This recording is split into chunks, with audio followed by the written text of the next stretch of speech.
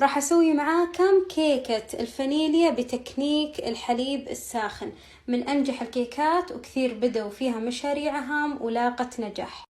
سر طراوة ونجاح هذه الكيكة هو تكنيك الحليب الساخن. نحط الزبدة والحليب في قدر على النار، نحط الحليب والزبدة على نار منخفضة حتى تذوب الزبدة تماما ويمتزج المزيج كويس. خلاص إذا ذابت الزبدة تماما بدون ما يغلي الحليب ولا ينقص كميته، نسكر على النار ونخليه على جنب حتى يبرد. نترك مزيج الحليب والزبدة على جنب حتى يبرد ونبدأ بالكيكة والخلط. في الخلاط راح أنزل البيض والفانيليا، نكثر فانيليا لأنها كيكة فانيليا، ونخلط على سرعة متوسطة إلى عالية حتى يفتح لون البيض وينتفش ويتضاعف حجمه. الآن والخلاط داير نبدأ نضيف السكر بشويش وبالتدريج.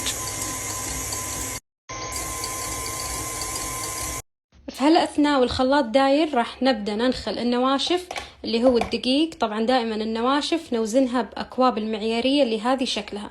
أحد أسرار طراوة الكيك إنكم تشيلون ملعقة من الدقيق وتستبدلونها بملعقة من نشا الذرة، شايفين بهالشكل. والحين نحط البيكنج باودر ورشة الملح. نبدأ ننخل النواشف مع بعض بهالشكل.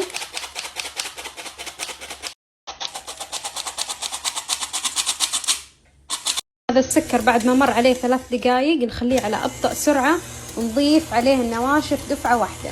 زي ما قلت أبطأ سرعة وننزله مرة واحدة هالشكل حتى يمتزج الدقيق ونوقف.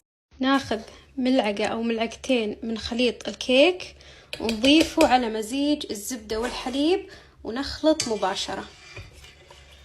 هذه الحركة فايدتها تعادل حرارة الحليب عشان إذا حطيناه على مزيج الكيك ما يتكتل. الحين نبدأ نحط الحليب بالتدريج والخلاط شغال،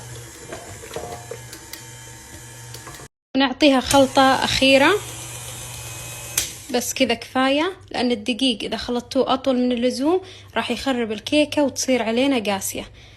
نكشط الحواف عشان لو في كتل دقيق تنزل. راح أبخ صينية الخبز ببخاخ الزيت كارليكس، أروع بخاخ جربته. توزيع البخ شوف شلون كأنه رغوة يوزع بالتساوي.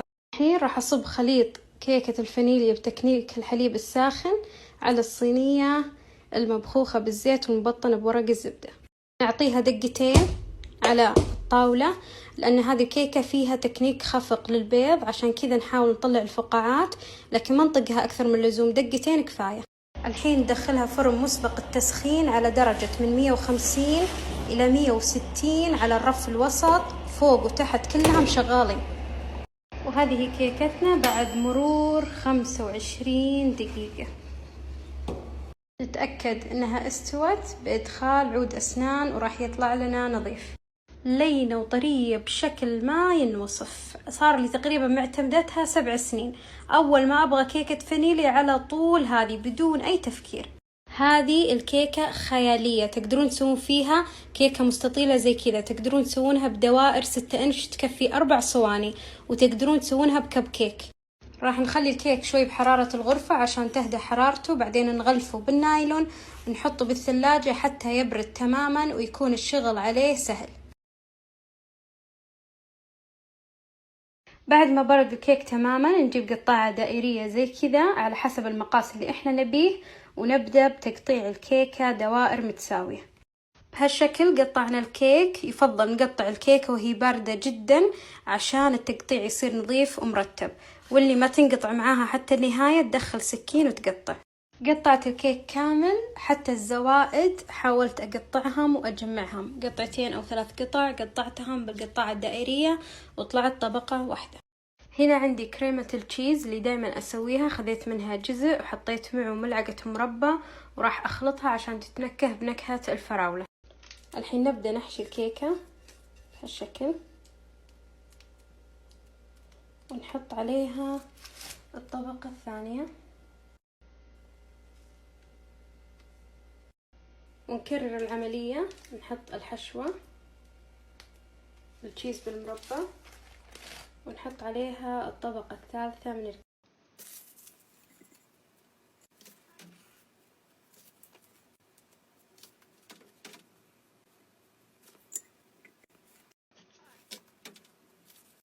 حشيت كل الكيكات، الحين راح احطها بالثلاجة حتى تتماسك ونقدر نغلفها بسهولة. الحين بغلف الكيكات باستخدام القمع العملاق والكيس القماشي. راح ادخل القمع العملاق واعبي الكريمة بوسط الكيس. القمع العملاق له وجهين، في وجه مسنن وفي وجه مستوي. راح نستخدم الوجه المستوي، نحطه بهالشكل على الكيكة ونضغط ونلف ستاند الدوار. بهالشكل غلفنا الكيكة ثواني. الآن راح أجيب السكريبر وراح أكشط زوائد الكريمة بهالشكل. أنا ألف ستاند الدوار. بعد ما غلفنا الكيكة نجيب السباتشولا المعدن ونسحب السطح كذا عشان لو فيه زوائد من الكريمة يصير السطح متساوي.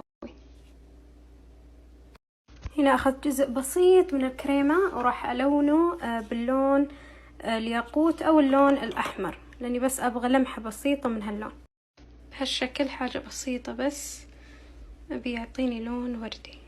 حطيت الكريمة اللي لونها وردي بكيس كريمة وبحط أشكال كذا بس عشوائية عشان لما أكشطها تعطيني لمحة وردي. الحين بسباتشولا المعدن أحطها زي كذا وأفر ستاند حتى ينكشط اللون ويندمج مع الأبيض. شايفين شلون؟ هذا هو التأثير اللي أبي تأثير بسيط جدا. بعد ما بردنا الكيك تمام وتماسك، الحين راح نبدأ نزينه بالورد. تزينونها بأي طريقة انتم حابين بهالشكل.